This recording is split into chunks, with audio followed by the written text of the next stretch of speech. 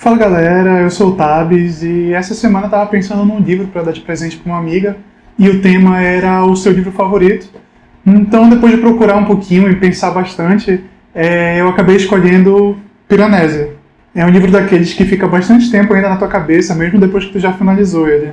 Hoje eu vou falar um pouco sobre ele, trazendo primeiro uma review sem spoiler e depois me aprofundando full spoiler aí para falar sobre ele. Mas não se preocupem que eu vou avisar antes de começarem os spoilers.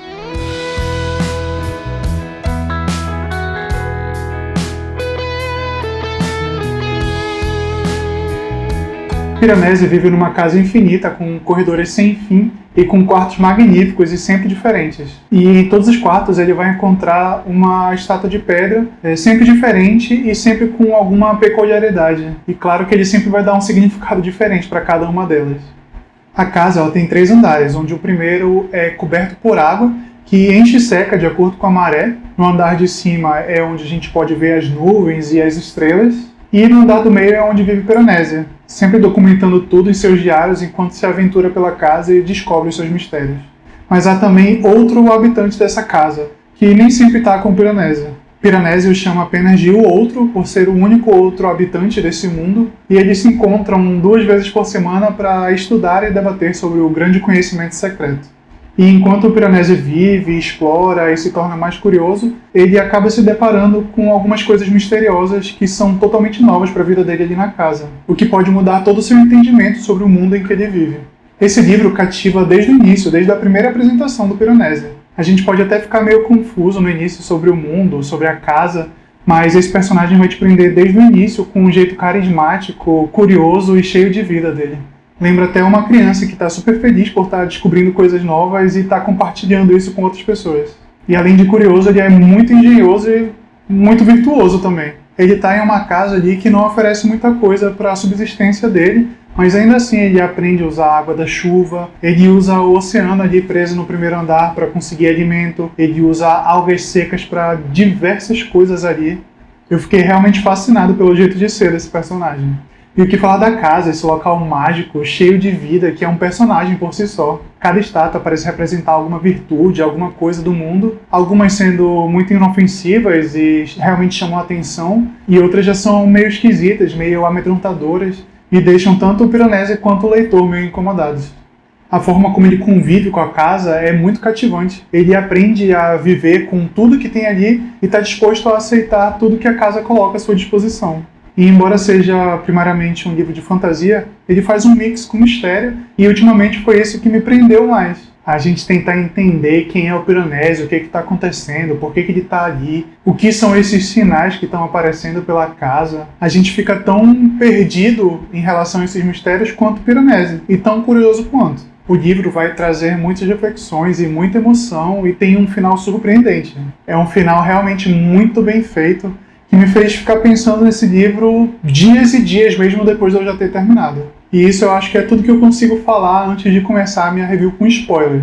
Então, se você quer ler e ter a experiência de descobrir esses mistérios juntos com o Piranesi, eu sugiro que você desligue o vídeo agora, vá ler e depois volte para acompanhar a minha review, porque esse livro é um daqueles que quanto menos tu souber sobre ele, melhor. Mas então, Piranesi é um livro de fantasia cheio de elementos fantásticos, como a casa, que é o mundo inteiro, as estátuas e a sensação de que tudo ali é mágico. Mas a verdade é que tem muito mais nessa história.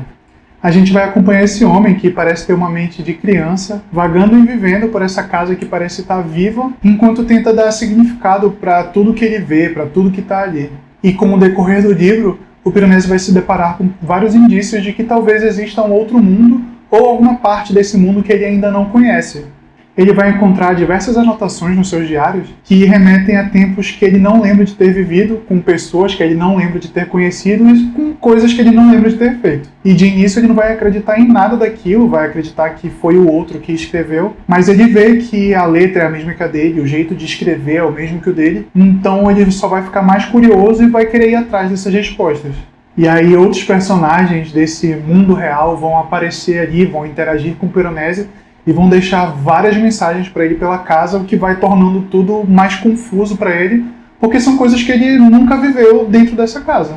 E é assim que ele vai descobrindo várias coisas sobre ele, sobre o mundo, que ele não se lembrava mais. E na verdade ele não se lembra quem ele é. Para ele é apenas o Piranesi, o habitante e de certa forma o guardião daquela casa e de tudo que tem dentro dela. E é aqui que a história começa a mudar e virar mais um mistério sobre quem é o Piranesi e por que ele tá ali. E a cada pista que a gente vai achando, a gente vai ficando mais intrigado e mais curioso para descobrir o que tá acontecendo. O que torna o plot muito interessante e bem envolvente. A gente vai conhecendo outros personagens e vai descobrindo mais sobre o Piranesi, sobre a casa, além de descobrir as verdades sobre os personagens que estão aparecendo ali na história. E é quando a gente chega na verdade sobre quem é o Piranesi e o outro, que a gente vai ficar devastado e furioso junto com ele. E aí vem o fim e, nossa, mas já eu falo sobre ele.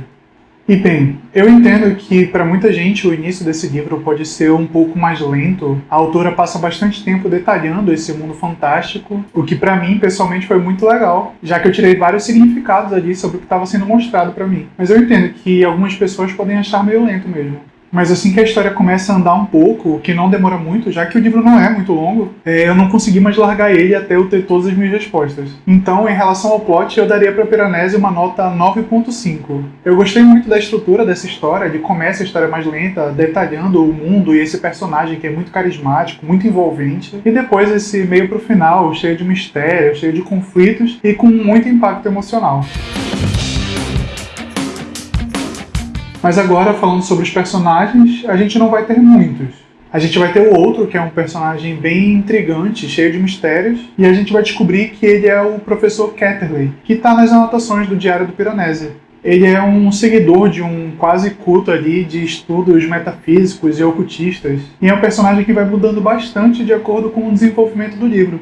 A gente começa vendo ele como um personagem que cuida do Piranesi. Um irmão mais velho que está ali provendo algumas coisas. Ele leva roupa, ele leva algumas comidas de vez em quando. E depois a gente descobre que ele usa o Piranesi para tentar descobrir as coisas dos estudos dele. Mas ainda assim ele não parece querer o mal do Piranesi. Mas como eu falei, ele vai mudando durante toda a história, até o momento em que ele se torna o grande vilão. É ele quem colocou e mantém o Piranesi na casa, manipulando ele desde o início para seus ganhos pessoais. A gente também vai ter o professor Dr. Arne Sayles, que foi quem primeiro descobriu a casa e iniciou esse culto de devotos que estudam o grande conhecimento secreto, um deles sendo o próprio Ketterley. Ele vai se encontrar com o Piranesi dentro da casa, se apresentando como o profeta, mas não para tentar ajudar ou nada do tipo, é simplesmente para tentar manipular o Piranesi e conseguir mais informações sobre o outro. Esse personagem também é bem complexo, é um professor que antes tinha bastante renome, mas que agora é totalmente descreditado pela academia e acumula vários processos em relação a pessoas desaparecidas. É um personagem com um caráter completamente oposto ao do Piranesi e ele foi o mentor do Ketterley, foi quem o incentivou aos estudos do grande conhecimento.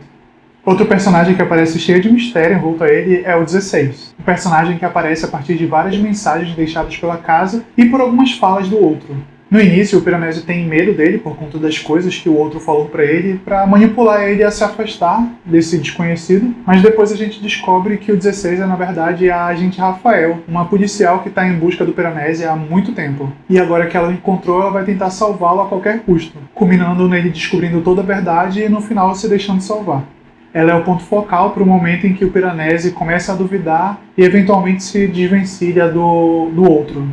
E é claro, a gente vai ter o Piranesi, esse personagem que eu já falei bastante sobre ele, mas que depois a gente descobre que ele é o Matthew Rose Sorensen, um jornalista que está escrevendo um livro sobre o professor Arne Sayles e acaba sendo manipulado e sequestrado para dentro da casa pelo professor Ketterley e perde as memórias de tudo que ele viveu antes dali. E aí ele vai descobrir tudo isso com a ajuda da Rafael, mas mesmo assim ele vai se sentir uma pessoa diferente. Ele não é Matthew Sorensen, ele é o Piranesi.